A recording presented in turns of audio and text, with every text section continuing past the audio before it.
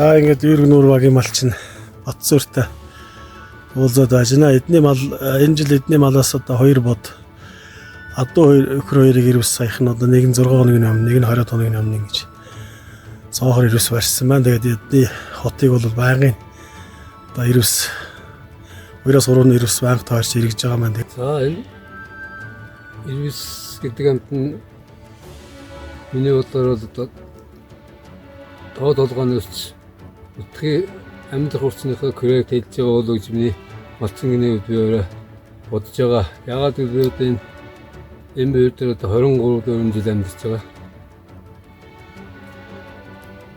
Тэр 22 жил амьдтай харьцаж үзвэл аль болгоны энэ ирвс ингэж дуур намдор гадар чинь малын мэлцээс нэг өөртгөө басна.